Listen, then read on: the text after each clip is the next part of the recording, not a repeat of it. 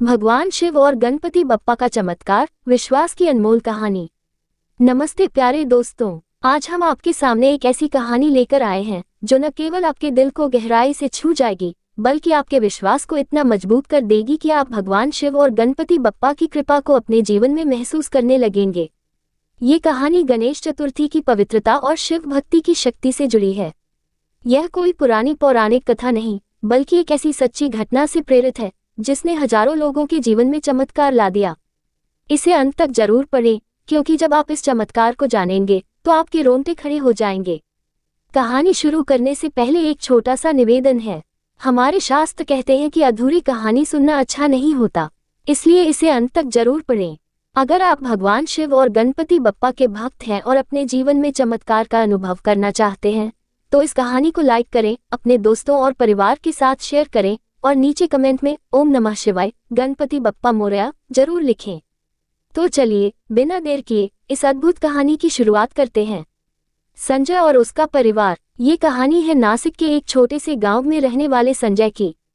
संजय एक साधारण दुकानदार था जो अपनी छोटी सी किराने की दुकान से परिवार का खर्च चलाता था।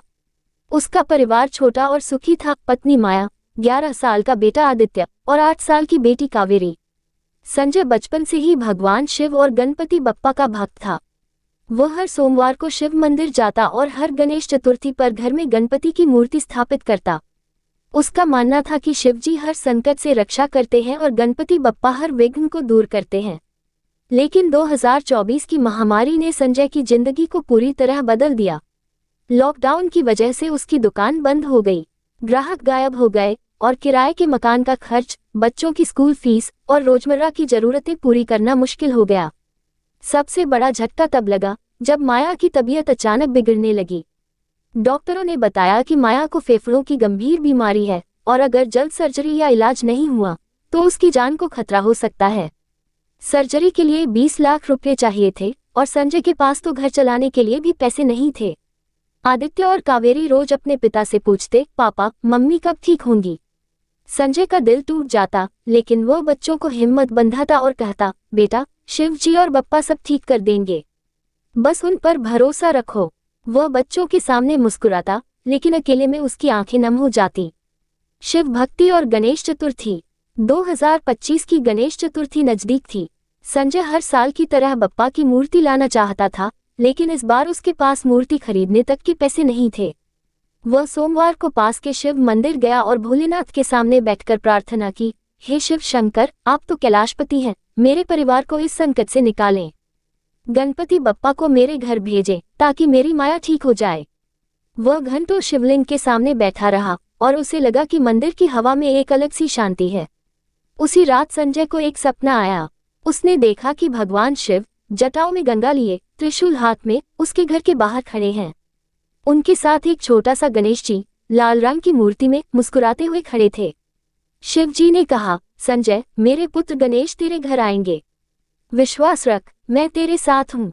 संजय की नींद खुली, लेकिन वह सपने को पूरी तरह भूल गया। फिर भी उसके मन में एक अजीब सी शांति थी, जैसे कोई उसे बता रहा हो कि सब ठीक हो जाएगा। बप्पा का घर में आगमन। गणेश चतुर्थी की सुबह थी। संजय उदास मन से बाजार गया, लेकिन खाली जेब के साथ वापस लौट आया। घर पहुंचते ही पड़ोस में रहने वाली शांता आंटी आई। उन्होंने कहा, संजय बेटा, मेरे घर में इस बार गणपति की मूर्ति आई है, लेकिन मेरे बेटे की तबीयत खराब है और हम पूजा नहीं कर पा रहे। क्या मैं इसे तुम्हारे घर में रख सकती हूँ? हम साथ में विसर्जन करेंगे। संजय हैरान था। उसने तुरंत हाँ कर दी। जब मूर्ति घर में आई तो पूरे घर में एक अलग ही ऊर्जा और शांति फैल गई। मूर्ति छोटी थी, लाल रंग की, एक हाथ में लड्डू लिए हुए। माया, जो बिस्तर पर थी, ने मूर्ति को देखा और कमजोर आवाज में कहा, संजय, लगता है शिव जी ने बप्पा को हमारे घर भेजा है। आदित्य और कावेरी खुशी से उछल पड़े। कावेरी ने कहा, पापा अब मम्मी जल्दी ठीक हो जाएंगी। संजय की आंखें नम हो गईं, लेकिन उसने बच्चों को गले लगाया और कहा, हाँ बेटी, शिव जी और बप्पा सब ठीक कर देंगे। पूजा और पहला चमत्कार। पूजा शुरू हुई। संजय ने घर में जो कुछ था उसी से आरती की। आदित्य और कावेरी ने गुड़ और आटे से छोटे छोटे मोदक बनाए। उस शाम जब परिवार आरती कर रहा था, माया को अचानक लगा कि मूर्ति की आंखें चमक रही हैं। उसने संजय से कहा, देखो बप्पा हमें देख रहे हैं, जैसे कुछ कहना चाहते हो। संजय ने हल्के से मुस्कुराते हुए कहा, माया, शायद तुम्हें भ्रम हो रहा है। लेकिन उसके मन में भी एक अजीब सी हलचल थी। घर का माहौल बदल गया था। वहां एक सकारात्मक ऊर्जा महसूस हो रही थी। रात को जब सब सो गए, संजय मूर्ति के सामने बैठकर प्रार्थना करने लगा। हे शिव शंकर, हे गणपति बप्पा, मेरी माया को बचा लो। आप तो विघ्नहर्ता और संकट मोचन हैं। वह घंटों मूर्ति के सामने बैठा रहा और उसे लगा कि मूर्ति की मुस्कान में कुछ खास है। अगले दिन गणेश चतुर्थी के दूसरे दिन संजय को एक पुराने दोस्त राहुल का फोन आया। राहुल ने कहा, संजय, मैंने सुना कि तू मुश्किल में है। मेरे एक दोस्त की कंपनी में ऑनलाइन किराने की डिलीवरी का काम शुरू हुआ है। तुझे तुरंत काम मिल सकता है और एडवांस में पैसे भी मिलेंगे। संजय की आंखें भर आईं। वह मूर्ति के पास गया, लड्डू चढ़ाया और बोला, शिव जी, बप्पा, यह आपकी कृपा है। शिव जी और बप्पा की कृपा। संजय ने हार नहीं मानी। वह रोज सुबह शिव मंदिर जाता और ओम नमः शिवाय का जाप करता। फिर घर लौटकर गणपति बप्पा के सामने ओम गम गणपति नमः का मंत्र जपता। आदित्य और कावेरी भी साथ में बैठते और घर में एक सकारात्मक माहौल बन गया। गणेश चतुर्थी के चौथे दिन की रात थी। बाहर तेज बारिश हो रही थी। आरती के दौरान माया ने अचानक चीखकर कहा, संजय, मूर्ति को देखो। सबने देखा कि छोटी सी मूर्ति, जो पहले 7 इंच की थी, अब थोड़ी बड़ी लग रही थी। संजय ने सोचा कि शायद यह उसकी आंखों का धोखा है, लेकिन अगली सुबह जब उसने मूर्ति को नापा तो वह सचमुच 8 इंच की हो गई थी। संजय के होश उड़ गए। उसने मंदिर के पुजारी से बात की, जिन्होंने बताया कि आंध्र प्रदेश के कनिपक्कम मंदिर में भी गणेश जी की मूर्ति बढ़ती है और यह शिव जी और गणपति की कृपा का चिन्ह माना जाता है। पुजारी ने कहा, संजय, तुम्हारे घर में शिव और गणेश दोनों की कृपा है। संजय का विश्वास और मजबूत हो गया। वह रोज मूर्ति के सामने घंटों बैठता, प्रार्थना करता और माया की सलामती की दुआ मांगता। दिव्य चमत्कार। गणेश चतुर्थी के छठे दिन की रात थी। बारिश तेज थी और बिजली गुल हो गई थी। माया को अचानक तेज दर्द हुआ। वह बिस्तर पर तड़पने लगी। संजय घबरा गया। उसका फोन डिस्चार्ज था और बिजली न होने की वजह से वह डॉक्टर को फोन नहीं कर सका। वह मूर्ति के सामने बैठकर रोने लगा। हे शिव शंकर, हे गणपति बप्पा, अगर आप सच्चे हैं तो मेरी माया को बचा लो। आप मेरी आखिरी उम्मीद हो। तभी कमरे में एक सुनहरा प्रकाश फैल गया। ये प्रकाश मूर्ति से निकल रहा था और इसके साथ ही एक त्रिशूल का आकार हवा में उभरा, जैसे शिवजी स्वयं वहां मौजूद हों। आदित्य और कावेरी भी जाग गए और हैरान होकर यह नजारा देखने लगे। माया की आंखें बंद हो गईं और वह शांत हो गई। संजय डर गया। उसे लगा कि कहीं कुछ अनहोनी तो नहीं हो गई। लेकिन सुबह जब माया उठी तो उसने मुस्कुराते हुए कहा, संजय, मुझे कोई दर्द नहीं है। मुझे सपने में शिवजी और बप्पा दिखे। उन्होंने कहा, अब तू ठीक हो जाएगी। संजय उसे तुरंत अस्पताल ले गया। टेस्ट के बाद डॉक्टर हैरान रह गए। माया के फेफड़े पूरी तरह ठीक थे। डॉक्टर ने कहा, यह मेडिकल साइंस के लिए असंभव है।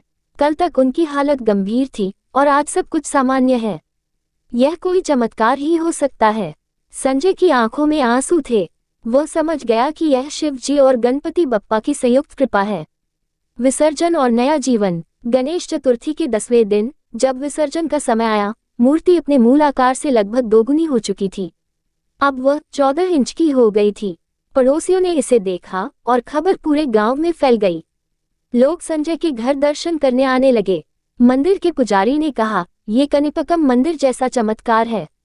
शिवजी ने गणपति को तुम्हारे घर भेजा है। संजय ने मूर्ति का विसर्जन नहीं किया। उसने इसे घर में ही एक छोटे से मंदिर में स्थापित कर लिया। पास के शिव मंदिर के पुजारी ने सुझाव दिया कि संजय एक छोटा सा शिवलिंग भी मूर्ति के पास स्थापित करे, ताकि शिव और गणेश की पूजा एक साथ हो सके। आज संजय के घर में वह मूर्ति और शिवलिंग दोनों हैं और लोग दूर दूर से दर्शन करने आते हैं। संजय की जिंदगी पूरी तरह बदल गई। उसे एक अच्छी नौकरी मिल गई, माया स्वस्थ है और बच्चे खुशहाल हैं। संजय अब शिव और गणेश भक्ति का प्रचार करता है और कहता है, शिव जी की कृपा और बप्पा का आशीर्वाद मिल जाए तो कोई भी संकट बड़ा नहीं रहता। बचपन की यादें और विश्वास की नींव। संजय का बचपन नासिक के पास एक गांव में बीता था। उसके पिता एक किसान थे और हर सोमवार को शिव मंदिर में जल चढ़ाते थे। गणेश चतुर्थी पर गांव में बड़ा उत्सव होता था। संजय के पिता कहते थे, बेटा, शिव जी और गणपति बप्पा एक ही सिक्के के 2 पहलू हैं। शिव संकट हरते हैं और गणेश रास्ता दिखाते हैं। शहर आने के बाद संजय व्यस्तता में यह बात भूल गया था, लेकिन महामारी और माया की बीमारी ने उसे फिर से शिव और गणेश की शरण में ला दिया। जब माया बीमार हुई तो संजय ने अस्पतालों के चक्कर काटे।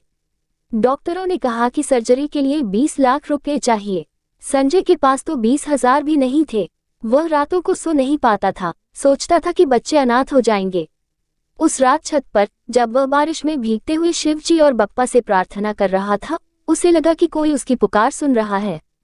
सपने में शिव और गणेश का आना, मूर्ति का घर में आना और फिर चमत्कारों का सिलसिला, ये सब संजय के लिए एक नया सबक था। दोस्तों, ये कहानी हमें सिखाती है कि शिव जी और गणपति बप्पा की भक्ति में वो शक्ति है जो असंभव को संभव बना देती है। अगर आप मुश्किल में हैं तो ओम नमः शिवाय और ओम गम गणपति नमः का जाप करें। उनका आशीर्वाद चमत्कार कर सकता है। ये कहानी सच्ची घटनाओं से प्रेरित है, जैसे कनिपकम मंदिर का चमत्कार जहां गणेश जी की मूर्ति बढ़ती है और भक्तों के अनुभव जहां शिव और गणेश की मौजूदगी महसूस होती है। इस कहानी को अपने दोस्तों, परिवार और रिश्तेदारों के साथ शेयर करें। अगर आपको ये पसंद आई तो लाइक करें और कमेंट में ओम नमः शिवाय गणपति बप्पा मोरया जरूर लिखें। धन्यवाद।